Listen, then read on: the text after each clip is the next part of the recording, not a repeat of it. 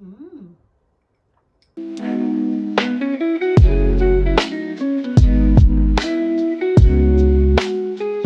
Hello, and welcome back to my YouTube channel.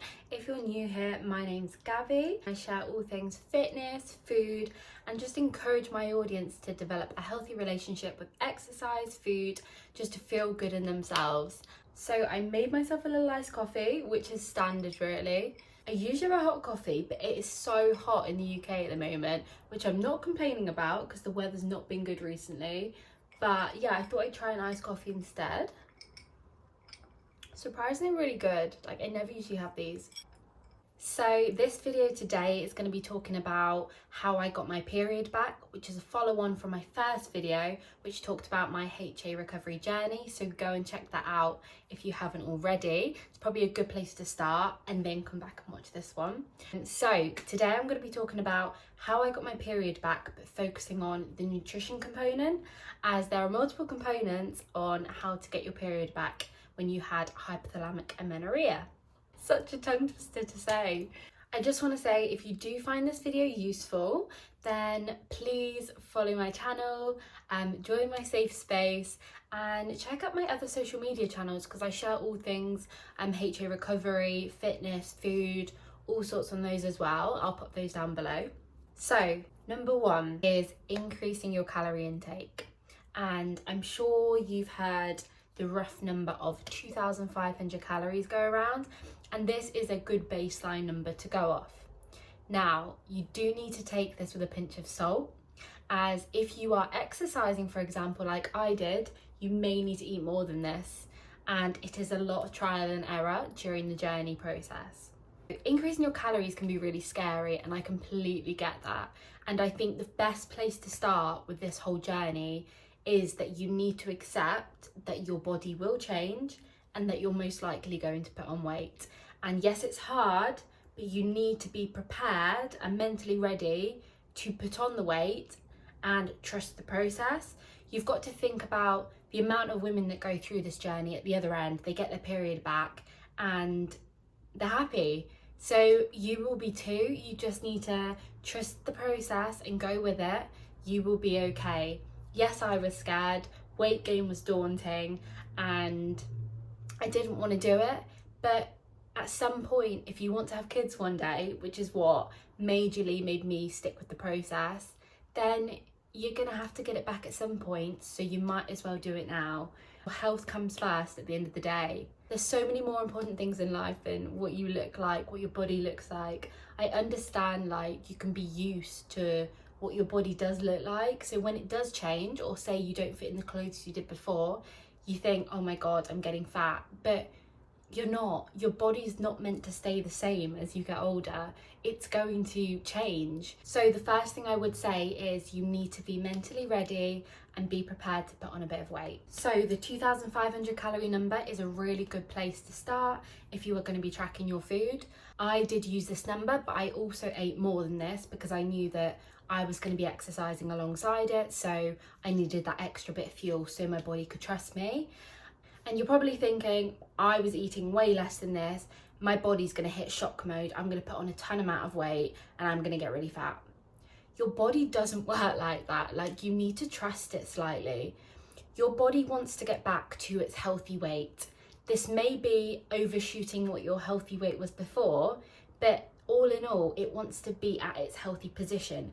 So clearly your body right now is not your own body's healthy. If you do put on weight, which you're going to have to expect in the first place, if you feel like you've gained a lot of weight really quickly and it's gone to your face, for example, you've got to think there's going to be water retention as well.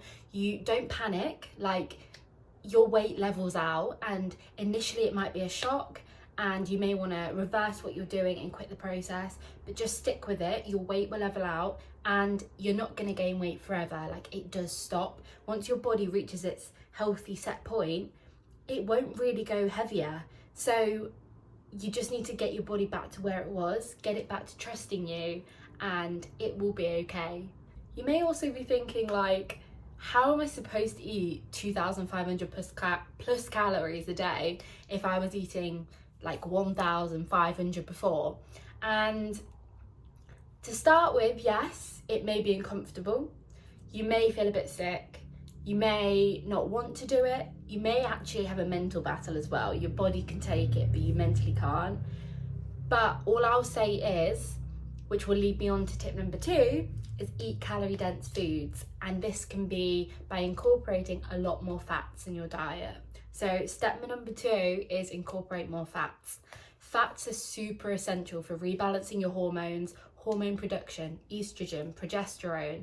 These are so important for regulating the menstrual cycle.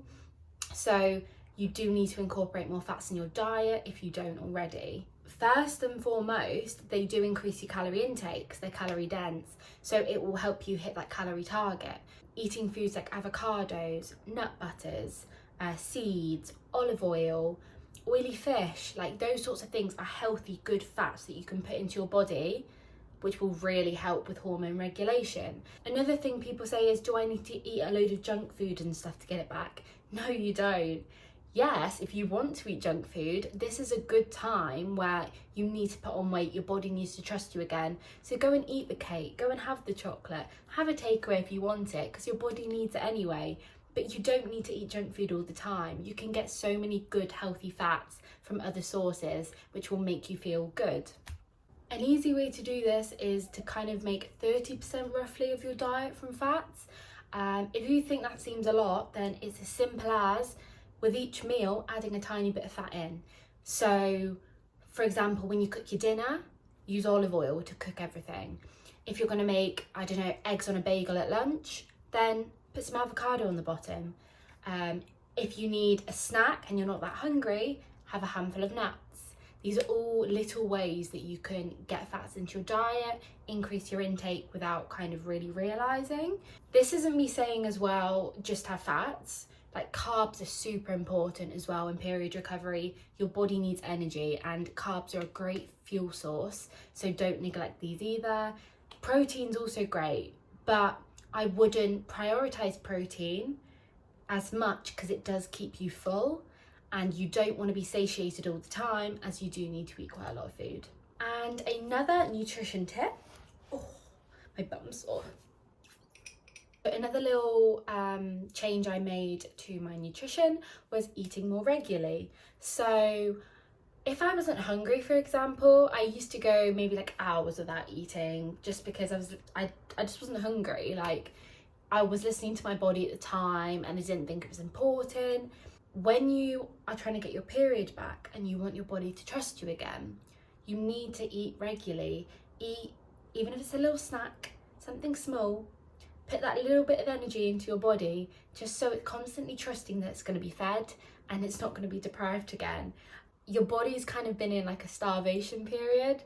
So if there's any chance it thinks it's not going to be fed again, it will increase your stress hormones and it will be hard for your hormones to balance out. So eating regularly is another good thing to do. Another thing is eating first thing when you wake up in the morning as well. I don't know about you, but I love my coffee and I used to wake up in the morning, have a coffee, shoot straight to the gym and exercise, go do loads of cardio on an empty stomach. It's really important not to exercise fasted. Make sure when you wake up in the morning you have a good breakfast, fuel yourself to start the day.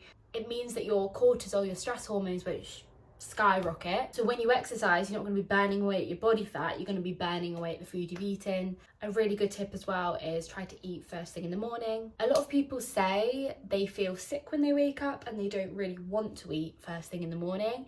And what I would say to that is, I was the exact same. I didn't used to eat breakfast before. Once you start doing it, you actually start waking up hungry and breakfast is the first thing you think about after a little bit of time.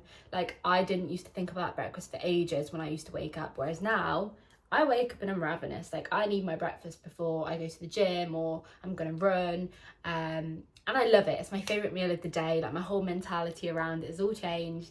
You might actually find, just try it and then you'll probably find that you get hungrier and hungrier the more you kind of do it. Even if it is like a small snack, like peanut butter on half a bagel even, or a handful of nuts, or some dates with peanut butter, or just anything, just something small, just so you're not running on an empty stomach. That's super important. One thing that is super important about HA recovery, when you're watching this video, is what I did may be completely different to what you might have to do. There's guidelines of what you should do, but everybody is going to be very different. Everyone's healthy weight is going to be very different. And what a lot of girls don't find difficult to accept is their BMI may be at healthy. They may not actually be underweight and they've lost their period, and they think, I don't need to put on all this weight. Like, I'm not an underweight person. But it doesn't matter. Like, your body has its own healthy, and it doesn't matter if your friend maybe is smaller and they've got their period. Like, you need to reach your own healthy target, and you can't compare with anyone else. And it is a lot of trial and error. So take everything with a pinch of salt, implement everything I've said, and just trust the process. It gets easier, and you're not going to gain weight forever, but you've got to be consistent with it. You can't be in a quasi-recovery stage where you do this for a few weeks, see the weight gain, restrict yourself, and then think, oh, I need to go back to it, do this all again, restrict. Like, you can't do that. You just need to stick with the whole process and just trust your body. This whole process, yes, it was difficult. I developed the healthiest relationship with food and exercise I ever have on this journey. There's so many positives from getting it back that should completely outweigh this tiny bit of weight gain that's going to happen, and obviously it's not going to happen forever. So I hope you found this video helpful. If you did find this video useful, then fab. I'm going to be posting more videos on the different components of how I got my period back, so exercise, stress, those sorts of things. So yeah, if you have any questions, pop them below or send me a message, and check out my other social medias for more information as well. And I hope it helps you. Like, I was looking so much for information like this on my journey, so I hope it helps. But yeah, thank you for watching, and I hope you have a lovely day.